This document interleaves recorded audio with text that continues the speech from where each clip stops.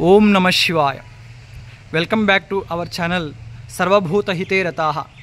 మన తీర్థక్షేత్రాల్లో భాగంగా మనము ఎంతో ప్రాచీన కాలంలో నిర్మించినటువంటి ఈ శ్రీ జ్వరహరేశ్వర శ్రీ వైద్యనాథేశ్వర దేవాలయంకి విచ్చేసి ఉన్నాము. ఇది మనకి చిక్బుల్లాపూర్ జిల్లా కందవార దగ్గర చెరువు కట్ట దగ్గర మనకి స్థాపించారు. ఇది త్రేతాయుగం నాటి ఈ మందిరము ఎంతో ప్రాచీనమైనటువంటిది. ఇక్కడ ఎంతో ప్రాశస్త్యం ఉన్నది. ఇక్కడ మనకి స్థానికులైనటువంటి వెంకటేశప్ప వాళ్ళు మనకి ఇక్కడ ఉన్నారు. ఈ యొక్క స్థల మహాత్మ్యాన్ని గురించి వారి మాటల్లో మనము విందాం ఇప్పుడు. సార్, మీరు ఈ స్థల మహత్యము త్రేతాయుగం నాటి శ్రీరాముడు నాటి ఇది అని చెప్తున్నారు కదా, అయితే ఆ యొక్క స్థల ప్రాశస్త్యాన్ని మీరు కొద్దిగా వివరిస్తే అందరికీ కూడా ఇది ఎంతోమందికి ఉపయోగపడుతుంది.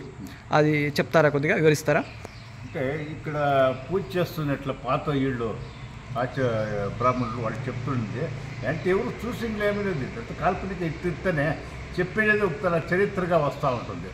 వాళ్ళు చెప్తుండేదంటే రాములు సీత ఆంజనేయ ఇక్కడ వచ్చినప్పుడు సీతకి జ్వరం వస్తుంది. జ్వరం వచ్చినప్పుడు కారణమేమి అనే దానికి మందు తీసుకొని భూమిలో ఉన్న మందు తీసుకొని చూసినప్పుడు రాములకే లేదు లింగ ప్రతిష్టాపన చేయాలనే ఒక ఇది వచ్చి ఆంజనేయుని పోయి కాశీని లింగం తేవాలా అని అనిపిస్తారు. వాళ్ళు వచ్చేలోగా జాస్తి అయ్యేదానికి ఇది పాపాగ్ని నది తీరంలో ఉండే ఇసుకలోనే ఒక లింగం రెడీ చేస్తారు. చేసినప్పుడు అదే టైంకి ఆంజనేయ వచ్చి నన్ను ఎలా అనిపిస్తుంది, నా మీద అంత నమ్మకం లేదా, నన్ను ఆడదాకా ఎలా అనిపిస్తుంది, నువ్వే ఇట్లా చేసినవాడు అంటే లేదప్ప నిన్ను జ్వరాని కోసం నేను అక్కడ అనిపిస్తే ఇట్లా వైద్యాని కోసము పరిస్థితి కొద్ది నేను ఇట్లా చేసినాను. కానీ మొదటో పూజ నీ దానికి కానీ రెండో పూజ నా దానికి కానీ రెండు లింగాలు ప్రతిష్టాపన చేసినారు అని వాళ్ళు చెప్తుందని మేము ఎన్నుకున్నాం. అదేవిధంగా ఎంతోమంది భక్తులు ఇక్కడ జ్వరం వచ్చిన వాళ్ళు, బాగలేని వాళ్ళు వాళ్ళ యొక్క రోగాలను పోగొట్టుకుంటున్నారని నానుడి. అది ఎంతవరకు నిజమని చెప్తారు, ఎంతవరకు అది కరెక్టు? కొందరు వాళ్ళు దీనికోసం అయింది అనారోగ్యం వచ్చిన వాళ్ళు ఇట్లా వచ్చి చేసుకోకపోతాం. కానీ మాకి దాన్ని ఇదేమి లేదు. కానీ మేము ఆరోగ్యంగా ఉన్నాము. మేము ఆయన చేసే ఒక అవకాశం చిక్కింది చేస్తూ ఉన్నాము. కానీ కొందరంతాను అట్లా కాయలాలు ఇది అట్లా మనంతా లాస్ట్ వీక్ బెంగళూరుకి ఎలంకంకి వచ్చింది. ఇద్దరు టీచర్స్ అంట, వాళ్ళకేమో చాలా ఇది అని చెప్పి వాళ్ళు ఎవరో చెప్పరండి అని వచ్చి అభిషేకం చేసుకుని పోతే మరి పైన భానువారం ఉన్నాడు. ఏంటంటే అది నడుస్తూ ఉంటాయి. కొంత వాళ్ళ నమ్మకము అంటే అందరికీనూ ఇది కావాలంటే కొందరికి కావచ్చు, కొందరికి పోవచ్చు, వాసి కావచ్చు. కానీ ఇది నడుస్తూ ఉంది.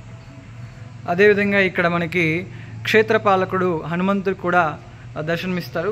ఈ హనుమంతుడు యొక్క విశేషం ఏంటంటే వ్యాసులు వారు ఈ హనుమంతుని స్థాపించారని చెప్పుకుంటారు. ఎందుకనంటే కొంతమంది పరిశోధన చేసి ఆ గంట ఆ తోకకి వెనకాల గంట మనకు కనపడుతుంది కదా, ఆ గంట ఉన్నట్లయితే ఇలాంటివన్నీ కూడా మనకి వ్యాసుల కాలం నాటి స్థాపించినటువంటి ఈ హనుమంతుని విగ్రహాలు అని చెప్పేసి చెప్తారు.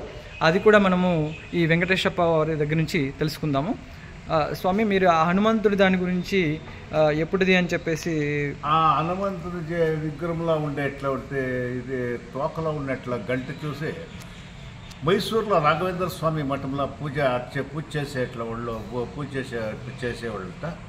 వాళ్ళు మన దేశమంతాను భారతమంతాను నా కాల్నడిగేలనే పోయి అన్నీ సందర్శించేసి కొనాల ఇక్కడ ఏదో ఇది చిన్న నంది గ్రామం చూసి నందీశ్వరునికి దర్శనానికి వచ్చినప్పుడు నందిలోకి వచ్చినప్పుడు వాళ్ళకి ఏమో ప్రేరణ అయినట్ట ఇక్కడ వచ్చి చూసి అంతా అడిగిరే ఇట్లా కామెంట్ విగ్రహం ఆంజనేయుడు చూసే తోకలా ఎవడు గంట ఉంటుందో అది వ్యాసుల ప్రతిష్టాపన అనేది.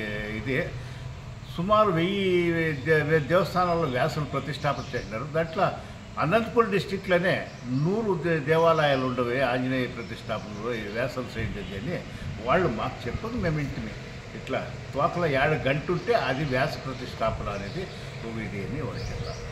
అదేవిధంగా ఇక్కడ ధ్వజస్తంభం ఉందని చెప్పారు కదా, ఆ ధ్వజస్తంభం దగ్గర కూడా ఒకసారి మనము వీక్షిద్దాము. మొట్టమొదట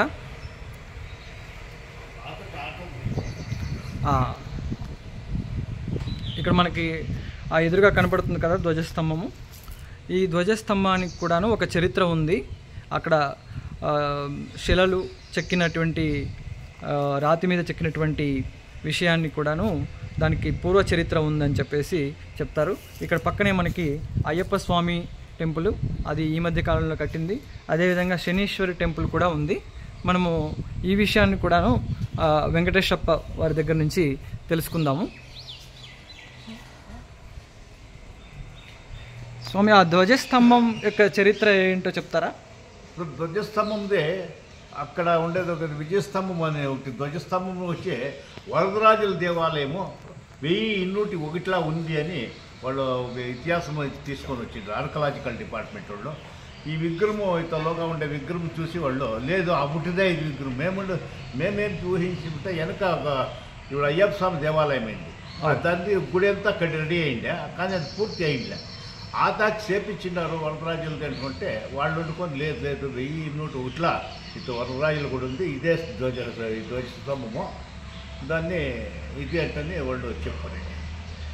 ఆమె ఇంకోటి విజయస్తంభం వచ్చి గుండప్ప నాయక్ అనే వాళ్ళు ಯಾವುದೋ వాళ్ళు దాడి చేసినప్పుడు వాళ్ళకి విజయం సాధించిన దానికోసము ఆ స్మరణ కోసం విజయస్తంభం అనేది 37 అడుగులది ఒక ఇది ఉంది. ఎన్ని అడుగులు స్వామి అది? ఎన్ని అడుగులు? 37 39 వస్తాయి. 37-39 అడుగులు ధ్వజస్తంభం ఉంటుంది. సో అప్పుడు అది కూడా ప్రాచీన కాలం నాటి ధ్వజస్తంభము.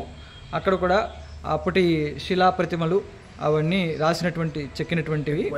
ఇక్కడ ఉండే ఇట్లా ఊర్లో సుమారు దేవాలయాలు ఉంటుంది. దాంట్లో వీరబ్రహ్మయ్య గారు మునుమరాల ఇట్లా పాపమాంబ శిష్యుడైన వీరప్ప స్వాముల జీవ సమాధి ఉంటుంది.